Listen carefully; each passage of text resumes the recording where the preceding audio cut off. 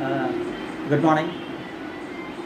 In this video, we will analyze a very important topic that has been discussed in my column, Kerala Economy. The column Kerala Economy and the link giving introduction to the video, the video giving introduction to the column Kerala Economy, rather the topic discussed in Kerala Economy is attached along with this video. And the most of the topics discussed in that column, or rather the crux of the issues discussed in that column revolves around the notion that a government can never remain a mere passive onlooker of the economic events in the society. It has to make constant interventions. Sometimes it has to take charge. Sometimes it has to take complete control of it, of the events going around. And it can be in different ways. One way is to make a service which the government feels is not in the best state right now in its control. Maybe rather take over of that service, rather taking over that service to make sure that only the government is providing that service. Just like how central government make sure that sensitive issues starting from defense and reserve and to many other services under government control, or rather making sure that such service where along with the quality, it has to make sure that the service is egalitarian and service reach each and every section of the society. And that is the notion of an elected democratic government. That is the responsibility of an elected democratic government, and that is what is the Constitution aspires. The Indian Constitution has always voted for such a thing, where welfare scores over wealth, and this welfare should never come at the cost of economic survival. It talks about economic independence. It talks about self-reliant society. So in such, and that is the crux around which a democratic society functions. That is the crux around which a democratic society is organized, or that is the thing that makes a vibrant society move ahead. So here, it is on the premise of Kerala. The topic is the Kerala. The topic revolves around the Kerala. So here, in this video, we will discuss the issues related to hotel and food scenario in the state. The quality of hotels, the quality of these chicken, these non-veg items, all these have been making headlines for all the wrong reasons. Stale chicken, stale fish, meat, all this has been creating a kind of panic, disturbance in the Kerala society for a long time. Now it has peaked since Corona, because more people return to Kerala, their native, and more restaurants, more food items, more recipes, dishes that are till now, or at least 6 or 7 years back, alien to Malayali, is now become very, very familiar. So the kind of food habits, the purchasing habits, dining habits that has gone for a worldwide change in the past decade, especially in the past 5 or 6 years, and especially post WhatsApp, has to be taken into consideration when you make a any intervention in the food scenario. There is money, there are vehicles, and people are willing to make payment for a luxurious menu. Whatever be the dish, if it is not something that is common, people are willing to make the payment, no matter how costly it is, because they are familiar with international taste, and they have to keep pace with the changes happening around the globe.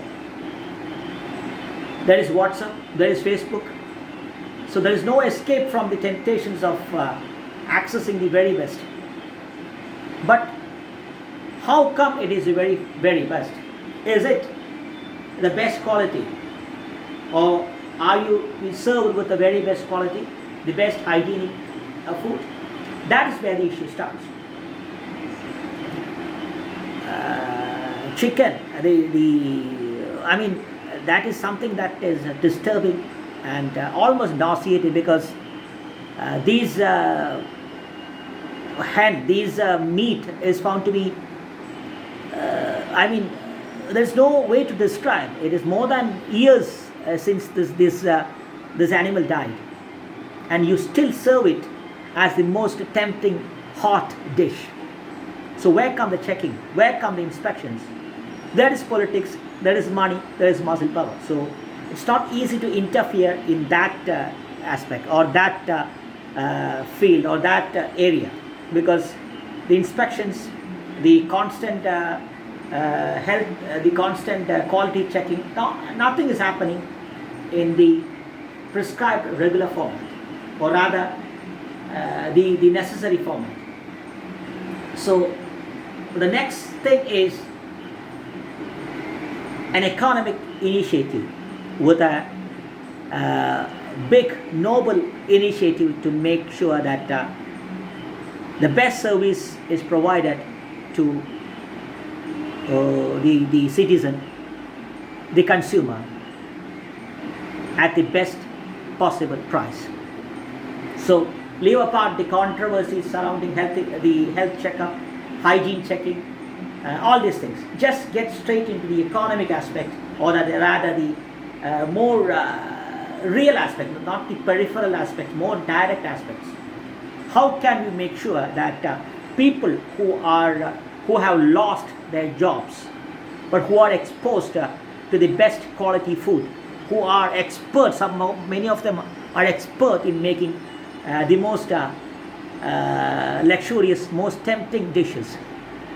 Many of them have returned either from Gulf or from Europe or from America, and are looking for a job that suits their taste, that makes them economically independent and makes them comfortable.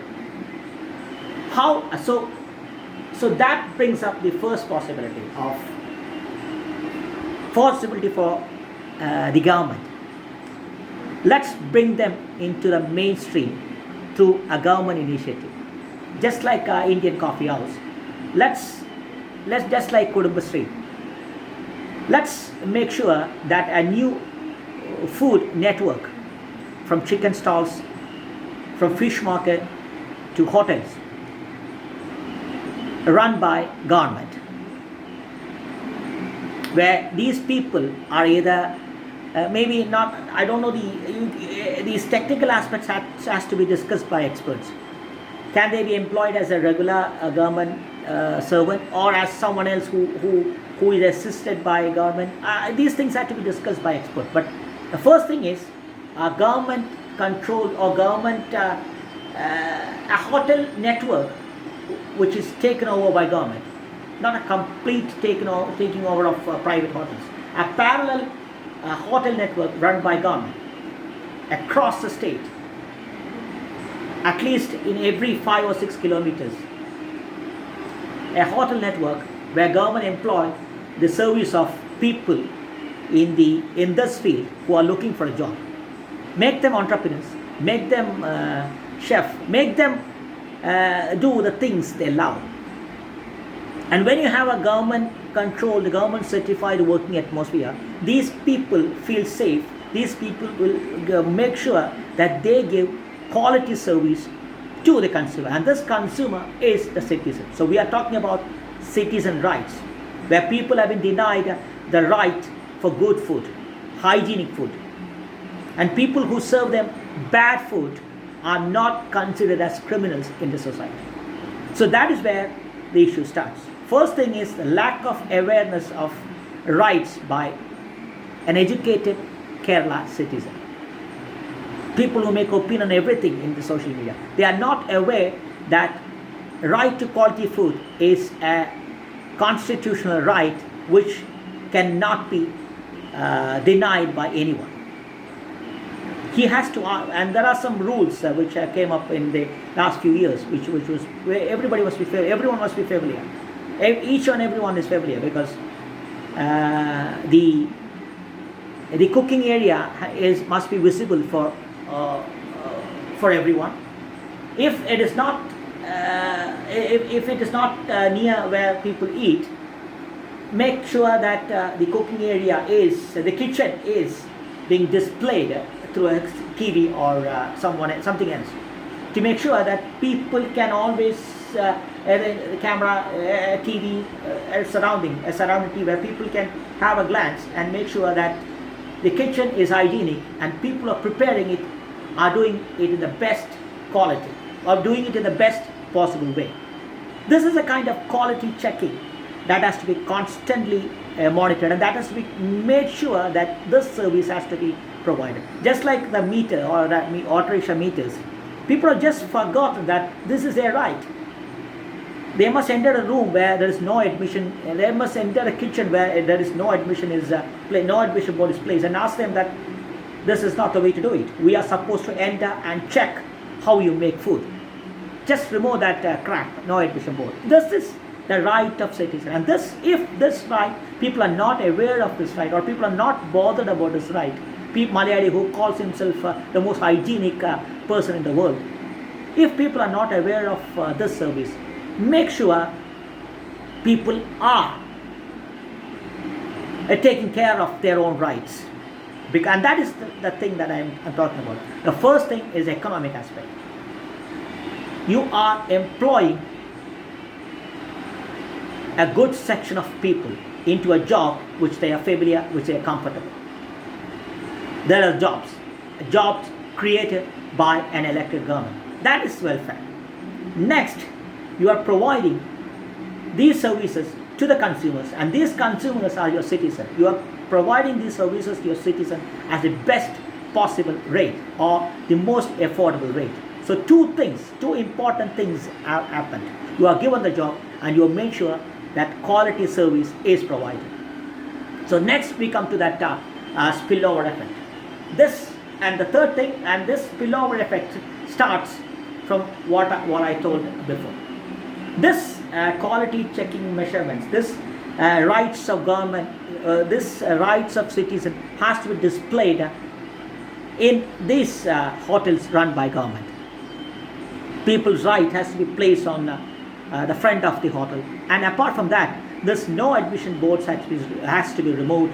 If the kitchen is too far from the dining area, make sure you display these things.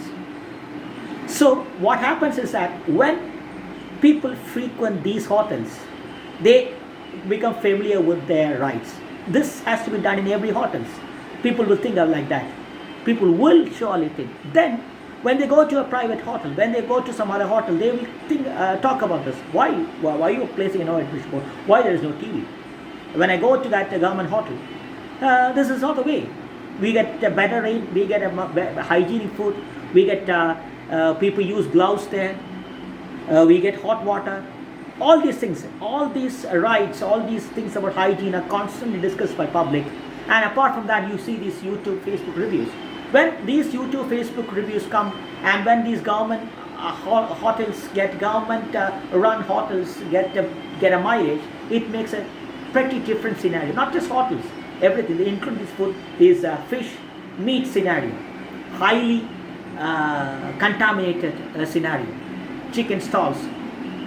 All these things, all those will come for a big change, because people become aware of their right, because people are provided the best quality service at the best possible rate.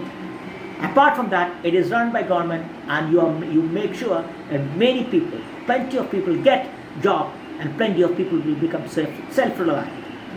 So it is self-reliance, that is the first thing. Second thing is better service at the most affordable rate. So we are into that spillover effect. This spillover effect is, which is discussed in the column Kerala media. When people are getting the best service at the best quality at the best possible price, the private hotels have no other option but to increase their quality, or rather leave, because you are competing, and people share these their moments in the social media and WhatsApp, and when they come to a private hotel, they don't get the very same ambience. Then they just leave that place, or they won't come to that very place again. So what makes it? You create a competition. Government creating competition. Government competing with the private level, or the government creating a kind of energy which is lacking, a sense of competition, a sense of lethargy in the or rather a lack of competition in the private sector, or a sense of lethargy in the private sector. You are inflicting a kind of fire into this private sector, because they have to increase their performance. It's competition that is being you inflict competition, healthy competition. Job, security, safety, better service, affordable price, above all, a citizenry who are aware of their rights. So this is what you call welfare, and this welfare can be started in Kerala, because we have examples from Kudumbashree to many other initiatives where an empowered sect of people who were on the backyards of the society came and took charge of some serious responsibilities, and created a different environment in the society, and created a protective Kerala society. So that is what we must think, because a competition is always a healthy thing, and we are here talking about health, we are here talking about food, we are here talking about the rights of citizens. So, or as the column Kerala economy proclaim, it's about possibilities, possibilities that has to be evaluated by experts, and that has to be initiated by the authorities. Let's go ahead, make sure that welfare is what makes this society, this Kerala, retain its true essence of a progressive, democratic, egalitarian coexistence. Thank you.